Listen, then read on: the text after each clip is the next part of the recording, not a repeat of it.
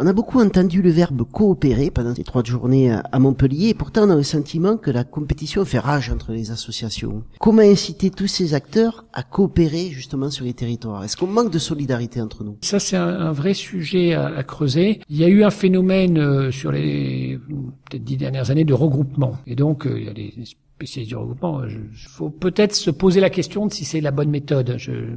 Mais il y a peut-être d'autres façons de coopérer. Et plutôt que de regrouper avec le risque de voir qu'une tête après et de perdre aussi le maillage avec les bénévoles qui existent aussi, est-ce qu'il n'y a pas des mutualisations, donc où on partage des moyens, mais où les projets sont gardés sont continués de porter de façon beaucoup plus locale. Je ne sais pas si on va pas, je le souhaite d'une part, mais je pense qu'il y aura une certaine évolution comme ça parce qu'il y a un certain nombre, alors là, de donneurs d'ordre public qui ont marché dans les regroupements parce que c'était plus pratique. Et puis souvent, les gens qui sont regroupés sont capables de présenter des beaux dossiers. Ça rassure. Voilà, ça rassure. Mais après, quand ça fonctionne, ils disent mais avant on avait des gens sur place là qui étaient des bénévoles, qui étaient au conseil d'administration, enfin des interlocuteurs. Là maintenant, on a un directeur régional qui est la moitié du temps à Paris parce qu'il est en discussion avec le siège et on n'a plus grand monde, plus beaucoup d'interlocuteurs locaux.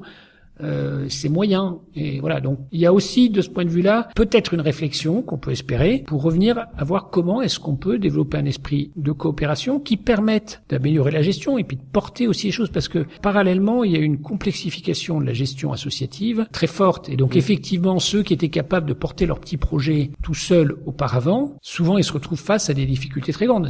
Et d'ailleurs, certains regroupeurs surfent là-dessus en disant, c'est trop compliqué pour vous, venez chez nous. Comment est-ce qu'on peut essayer de soutenir ceux pour qui c'est difficile, sans forcément homogénéiser le tout. C'est un vrai débat.